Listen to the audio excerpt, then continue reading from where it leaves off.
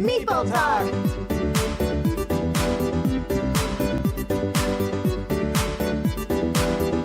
Hello everyone, I'm Stephanie. I'm Adam. And welcome to Meeple Talk! So this week, what do we got? We've got Queendomino. Mm-hmm. For those who may remember, it sounds like a familiar title. Well, yes. There was Kingdomino, done the year before. This one's Queendomino, the later edition, released 2017 at Blue-Orange Games. Yes, the same tile-laying goodness, but also there's more stuff, more little meeples, and there's knights and towers. It's fresh and fancy and new. Yes, and you can build things, so you couldn't do that before. So this is a very different game, and so we're going to tell you all about all the new different stuff that's in it. Yep. Let's do it. Sure, let's have a look. Okay, here's the board for Queendomino, or the layout of all the components. I'll explain all of the components first. Every player will start with a king meeple of their own color, and they will also have a castle that would match the color of their meeple. Here's a red versus red. And they have a single tile for their castle in the beginning. In the center of the board, we have 4 tiles laid out. They will be laid out from turn to turn. On the back of the tile, you'll see that's the back. There are numbers from 1 to 48, and that determines how they're laid out during the game. And you'll see, for example, we have a game in progress, and there's a series of dominoes, domino tiles that are already laid out. Some of these domino tiles are construction sites, and what happens with the construction sites, if you add one to your kingdom, then you can buy a building. And over here, we have buildings that you can buy. And you'll buy that with coins. When you buy a building, you can place it on your construction site, and then you will also get other certain bonuses, including, for example, knights. The knights allow you to tax certain areas and get more money. Also, while building things, you can get towers. The towers can allow you, the person with the most towers actually gets to have the queen. The queen gives you certain advantages for victory points and scoring. And also, there's a dragon in the game, and players can choose to use the dragon to destroy a building that they don't want other players to have. And finally, there's basically a scoring pad for the end of the game to find out who wins by counting up all the points. And then I'm going to go over a little bit about how the gameplay is done. I'm going to start first with the familiar rules for those who either have seen or played Kingdomino before. I'll start with the basic play for that because it builds upon it. So everyone in their kingdom area, their ultimate goal is to build a 5x5 square with various dominoes matching. You want to hopefully group clusters of the same type of landscape together. The larger that's going to be, the more points you get because it's a multiplier of number of squares times the number of crown tiles or crown spaces you have within that area. So your ultimate goal is to build upon this square. How the building goes, this is where the bidding comes in. We've shown these tiles first face down for a reason, showing the numbers, because as we're starting to lay out these tiles, we're always going to put them in numerical order from least to greatest. And once they're flipped, choice begins with the person who's actually in the position closest to the lowest number. So if we go rank numbers from lowest to highest in this direction, all players who are closest to this side, they're going to choose first. So you'll notice that as we start to pick and whatnot, people will choose different things. And for the new turn, when the new tiles are revealed, the turn order may change for whoever's choice it's going to be. Going back to choosing, as the first player makes their choice of whatever landscape tile they want, they will then pick up the tile that they were previously sitting on and placing it in their square, in their kingdom, trying to build onto existing landscapes that they may be able to enhance this zoning in. So that continues for a number of rounds. And then when we focus on the actual buildings themselves, new to this Queendomino set, as Adam was talking about, these construction tiles with the the construction dominoes with the building tiles that are placed on them, this red zone area normally has no crowns on them whatsoever. So if you want to get points for it, you may have to buy a building that will give you a crown. That will then add the ability to score for that red zone. Or you might buy some tiles that may give you victory points right away. They may give you conditional ones. In example, this is one that gives you 2 victory points for every separate red zone. So this player would only get 2 points because they have one zone of that type. You may have ones that have victory points for the number of towers that you have. And that's where these expansion pieces or this new game set really starts to get you the ability to earn a variety of styles of points from different sources. These knights, Adam referred to them earlier. This is a way that you earn money in the game. Anytime you deploy a knight, the area, the square area that they are in will earn you a certain number of coins that you'll then use to be able to buy from this building. And so ultimately, if we focus on this building area, we have a series of choices of types of buildings that we may want to buy. We can only buy these when we actually place one of these building tiles or building dominoes in. And when we do, yeah, we can buy any one of these. You'll notice that the points or the number of coins you'll need to buy them will increase depending on the position on the board. Anytime they have been bought, however, let's say the round is done, a couple of these buildings have been bought, the value of the remaining tiles then shift down, become cheaper over time, and new ones will be placed. Now, you may notice that a particular player, your opponent, may be working on trying to get a lot of these towers. Maybe they want to get something that builds them victory points at the end for the number of towers. You may want to destroy, potentially, a tile that would give them some kind of scoring advantage. That's where the dragon comes in. All players can pay 1 coin to then destroy a building tile of their choice, so no one else can grab that particular one. So that may be a way that you can try to, even though it's a more singular game to build your kingdom, that might be one of the ways that you can then create competition and interact with others by trying to thwart their certain advantages that they may be going for. So, as we said earlier, the points, it's really just a sum of points from all the different scoring options that you have. That's why they've provided the pad of paper to help keep count. And generally, that's how the game is played. And we are back. So, yeah, as you could see, it is not that much of a different layout when it comes to Kingdomino versus this new Queendomino, but quite an interesting game. So, tell me what you think, buddy. All right. Well, so if you've played Kingdomino, this is a different game. Obviously, it's not an expansion. It's a standalone game. But it adds these construction tiles, as you know, and I found that this is definitely not a filler game. It lasts a little bit longer because people maybe take more time to take their turn. There's more stuff to do in the game. Yes. And I think that it's a really worthy addition.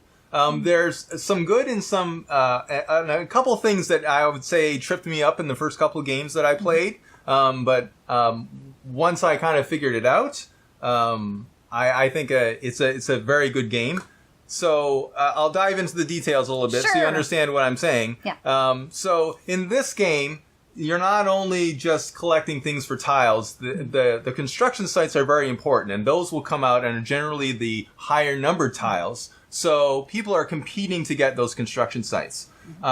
If you'll start with a little bit of money at the beginning of the game, but if you run out of money early, then what will happen is you will be very difficult for you to get more money because you need knights in order to tax your land, in order to create more money. So in order to create more money, you need to have more knights. So if you use one knight and you got a few points and then you spent it early in the game, and then there's all of these other rounds and you can't buy any more tiles with knights on them, and maybe other players will destroy the ones that exist with their dragon, and then but then you still have other options because this game does have multiple paths of victory. It is like a full game. It's very different than Kingdomino. It does have the basic tiling, domino mechanic, but other than that, the additional stuff really dominates the game.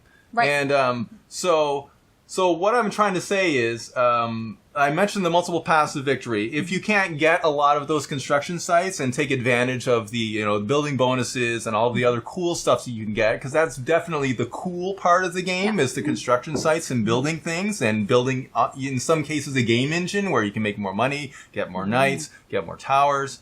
Then you're back to the basic Kingdomino where you're just trying to lay big areas with a lot of crowns, which you can definitely do also. But when you're left in that position where you don't have a lot of money at the beginning of the game and you can't get any more, then it's kind of a disappointment, because the whole point of playing Queendomino versus Kingdomino is to do all the cool stuff. The new stuff. And I found that in I would say in a game with 3 or 4 or more players, and it's 2 to 4 players, right? Yeah, Right. yeah. Yes. So just reminding myself. Because all right. So anyway, my point is, there's always one player who maybe has a hard time getting money and can't get a lot but and so they're stuck with that kind of basic game. So I would call that a minor negative in the game. But the game itself, I mentioned the multiple pass victory. You can get a lot of money with the knights. You can go after the queen. There's various area bonuses, like if you have a series of areas of one particular type, but they're all separated, you can score victory points per separate area. And that helps you more in the basic, getting as many points as you can for your land strategy. So I really like the fact that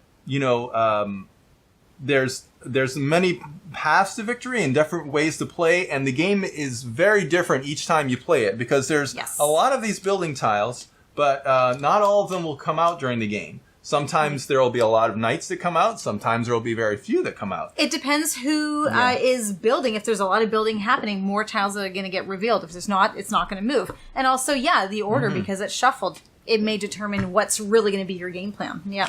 Yeah. So overall, what I would say about my overall view is that it's a little different from every other game I played. When you first play it, if you've played a lot of other games and then you play this, it might throw you at first, because it doesn't fit into the category of like a light strategy game or a filler game or a heavy game or even a medium weight. It's got kind of a little bit of each. A little flavor sample of a lot, Yeah, it's like quick to play, but also has some strategy, and there's certain tactics that will screw you up, which is almost like a heavy game, but obviously not a heavy game. But it has a little bit of that, and all the components are... they got the tiny knights, and then they got the giant castles, and then they got the big kings, and they got the really big queen, and all the pieces are kind of like That's one thing I want to mention about the aesthetic. The aesthetic is kind of cool, but also quirky in the same way that the gameplay is cool, but also kind of quirky. So what I would say is, it may take some time to get into this game, but if you give it a chance, you'll find that there's a lot of replayability, and there's a lot of fun in the game. And I am going to build a little bit upon that, because a lot of Adam's points I do agree with. It is more of a filler game. They did a really good job, more than a filler game. They did a really good job of taking something which was their basic gameplay mechanic and building onto it, but not in a way that sort of feels clunky in any way. It's an entirely new way of playing the game that really works very well. They also have special rules that if you want to blend in the Kingdomino tiles with the Queendominos, you can actually do that, and then the variations of how big your square can be. So they're playing, they're taking new risks with how to actually change the original gameplay, which is, I feel, really, really interesting. So maybe worthwhile to actually get both sets and try that. We haven't done the blend, but it is something that you can do. So I give them props for that, for how do you make something you already have, making it either better or changing it up and just making it, again, a more full game. So the feel of it changes from filler to more full with the added pieces. The other thing that it does is that I sort of lightly touched on it in the overview. Before, in the original Kingdomino, you're just building your area. It is more of a solo style of game. This introduces competition because you might want to burn a building to kind of thwart someone else's plan towards victory. It adds more competition. Also, what it does is that when it comes to your original build theory on the original Kingdomino, when you're only focusing on the dominoes are, do I pick a less desirable town now because I want the first order in order to be able to pick, in the maybe preferable row with the other tiles that are coming up?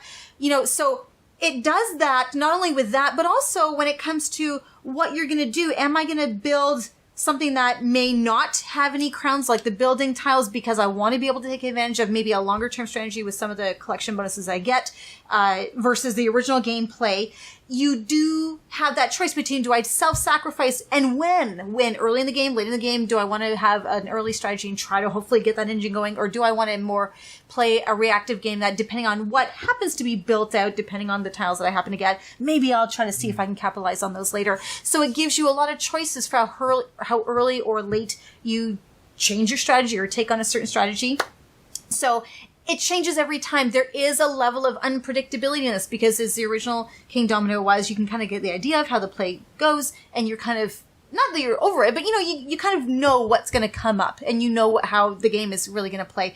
This is going to be completely different because you may have a game where someone is early getting their knights and bankrolling and amassing a large sum of money like one of the last times we played. It was amazing. I've never seen someone accumulate so much money in a short period of time, and it just kept going and going and going. And that was one of the things that surprised me. That was the fourth game I played. The first two I was just completely destroyed, and the second two I did really well. And the last game, I created this engine where I got an additional coin for each knight when I taxed, and I had like 7 knights, and I ended up with I can't even remember. I had of those 6s, I had like 7 or 8 of them. Yeah, but that can happen. But if the knight tile didn't come up, and then the earning capability based on the knights, the extra bonuses on the knights with the taxing didn't come up, it probably wouldn't have panned out that way. And so this game, you might have games where the original tiling, just focusing on the crowns, may be the thing that gets it for you. So you're never going to know what you're going to get with each game. It's just going to be just the randomness of how the tiles are laid out and the types of buildings you get.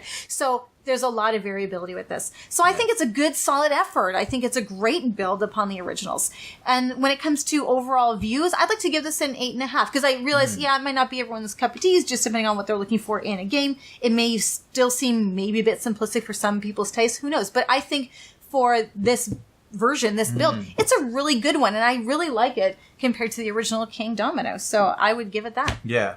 I give it 8.5 as well, simply because I think this game definitely will grow on you. You give it a chance and keep playing it, and it will surprise you in all sorts of ways. So I enjoyed it very much as well, and we hope you do. Yeah. And that's our review. Yeah. And watch Come our check out reviews. other ones. Yes. Yeah. And we will see you soon. See you later.